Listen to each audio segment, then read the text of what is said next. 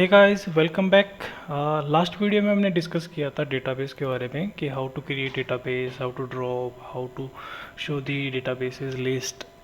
तो ये हमने डिस्कस किया था। देन ये टॉपिक कॉपी डेटाबेस हमने डिस्कस नहीं किया।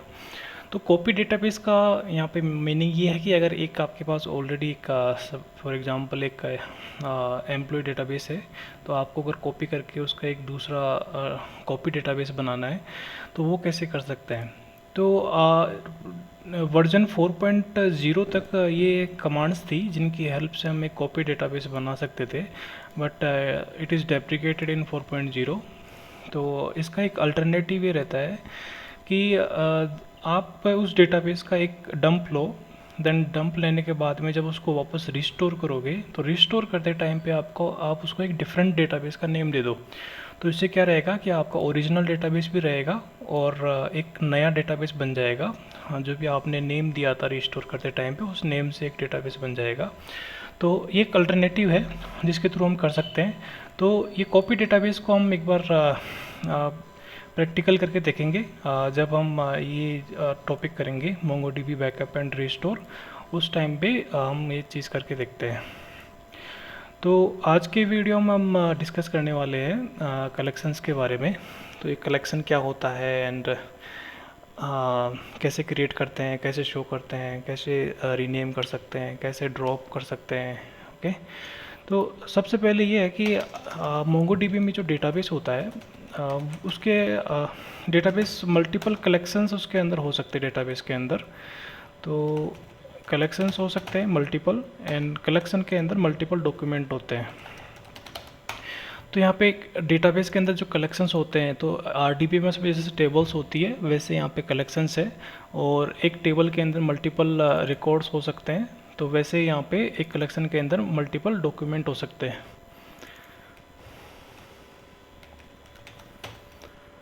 तो ये था ब्रीफ इसके बारे में कि एक हायरार्की कैसे रहेगी ये। तो हमने डेटाबेस क्रिएट करके देखा, अब डेटाबेस के अंदर हम कलेक्शन क्रिएट करके देखेंगे। तो कलेक्शन क्रिएट करने के लिए अब मैं मोंगोडीबी डेटाबेस में लॉगिन करूँगा। तो मैं डेटाबेस के अंदर हूँ अभी।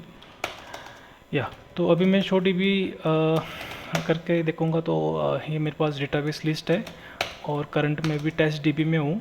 तो मुझे लॉगिन करना है रमेश डीबी में।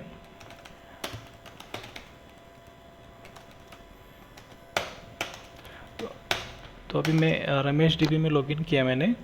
तो अभी मुझे सबसे पहले चेक करना है कि एग्जिस्टिंग कलेक्शंस कौन कौन से हैं मेरे पास में। तो उसके लिए हम क्या करते हैं, शो कलेक्शंस करते हैं।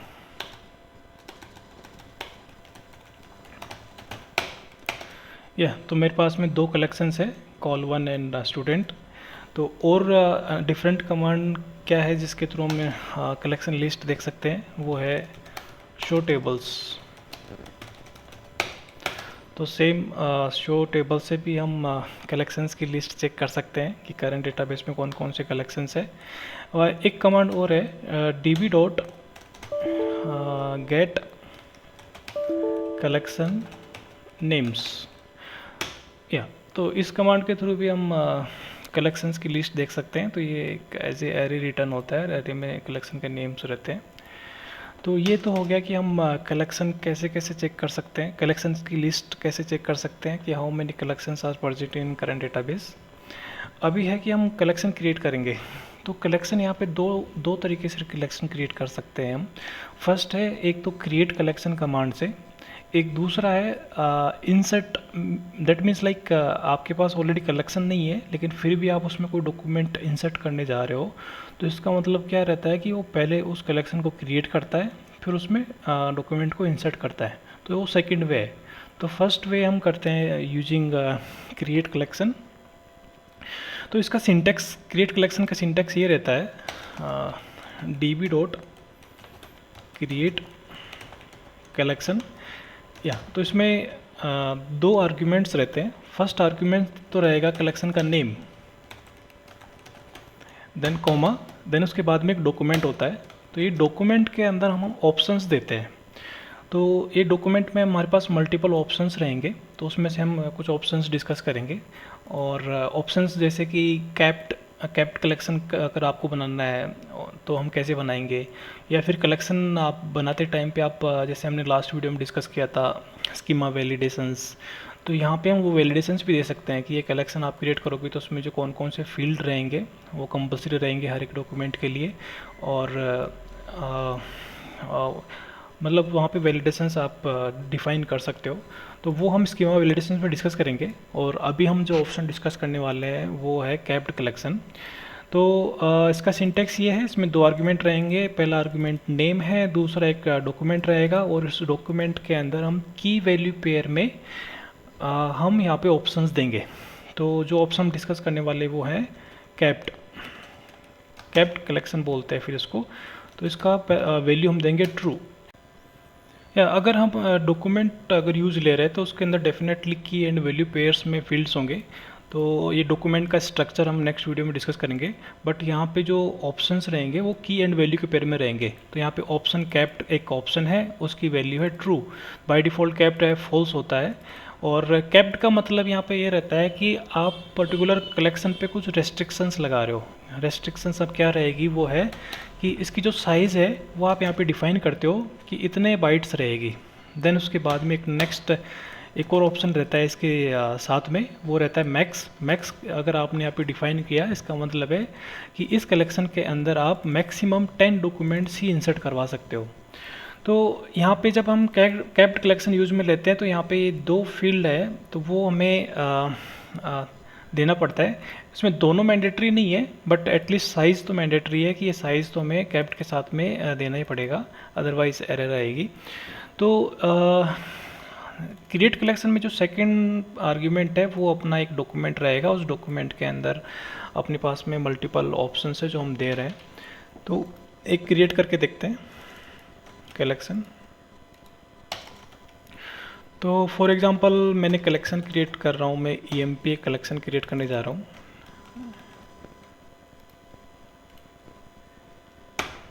या okay means like collection created. अभी मैं कलेक्शन चेक करता हूँ। यस, तो कलेक्शन मेरा क्रिएट हो गया है, बट अभी इसमें कोई डेटा नहीं है। तो अभी इसके जो ऑप्शंस है, तो अभी वही अगर आप कैप्ड कलेक्शन यूज में ले रहे हो तो आपको है ना साइज़ एटलीस्ट कंपलसरी है। साइज़ ऑप्शन भी आपको यूज में या फिर मेंशन करना पड़ेगा, नहीं तो एरर आएगी।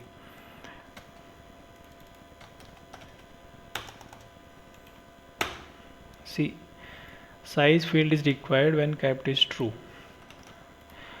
और अगर इसके रिवर्स में अगर हम कैप्ड को यहाँ पे कैप्ड ऑप्शन नहीं देते हैं एंड साइज एंड मैक्स ही देते हैं, जैसे इस केस में भी एरर आएगी।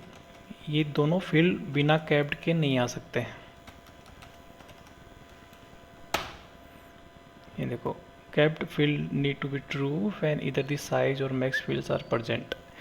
तो ये था अपना कैप्ड ऑप्शन। तो कैप्ड ऑप्शन की हेल्प से हम कलेक्शन पे रेस्ट्रिक्शंस लगा सकते हैं कि ये इतनी साइज़ का ही इसमें डेटा स्टोर होगा और मैक्सिमम कलेक्शन ये रहेगा।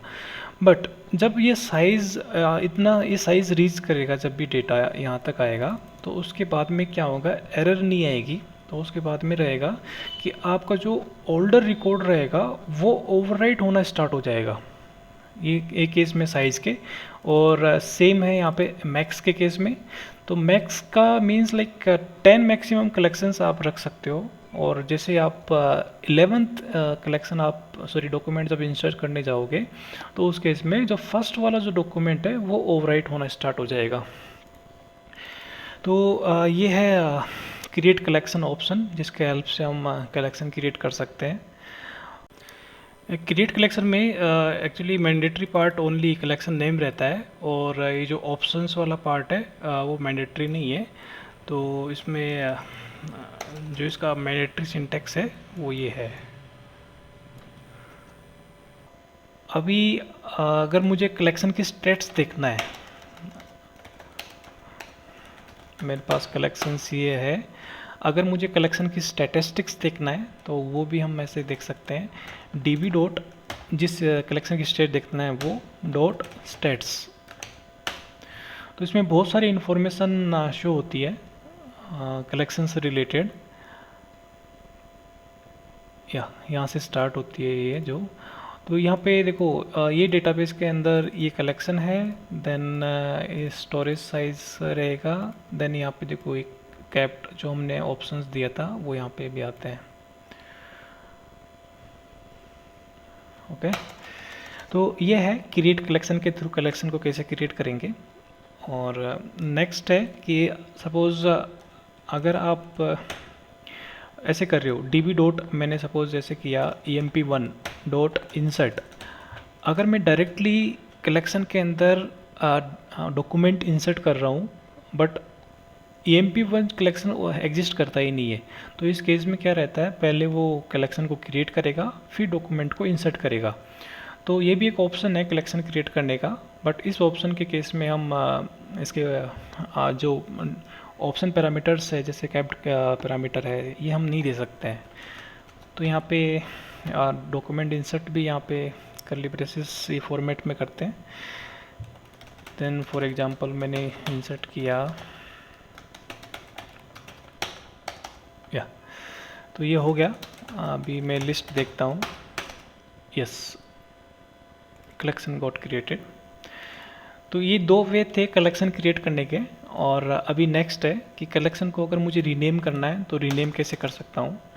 तो रीनेम करने के लिए मुझे क्या करना पड़ेगा, db डॉट किस कलेक्शन को रीनेम करना है वो डॉट रीनेम कमांड है, रीनेम कलेक्शन, और उसका न्यू नेम क्या रखना है। फॉर एग्जांपल मैं XYZ रख रहा हूँ C। तो कलेक्शन रीनेम हो गया। देन अभी अगर मुझे चेक करना है वापस से, यस तो emp1 अभी नहीं है और emp1 अभी कन्वर्ट हो गया XYZ के अंदर। तो ये था रीनेम कमांड। अभी नेक्स्ट है कि अगर मुझे कलेक्शन को ड्रॉप करना है तो ड्रॉप करने के लिए सिंपल है, db डॉट जो कलेक्शन आपको ड्रॉप करना है वो, देन डायरेक्टली इसका ड्रॉप मेथड। सॉरी, तो यहाँ पे emp है नहीं, तो अगर ये ड्रॉप नहीं कर पाता है तो फॉल्स रिटर्न करता है। तो मैं emp1 को ड्रॉप करता हूँ, यस तो emp1 ड्रॉप हो गया है।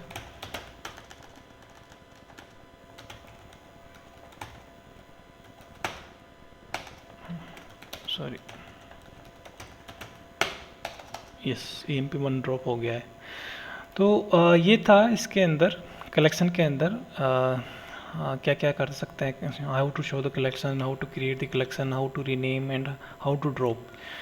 तो ये सब हमने कवर किया। और नेक्स्ट वीडियो में हम देखेंगे डेटा मॉडलिंग। तो डेटा मॉडलिंग एक डिज़ाइन का पार्ट रहता है किसी कलेक्शन के। या तो इस वीडियो में इतना ही है, that's all and thank you.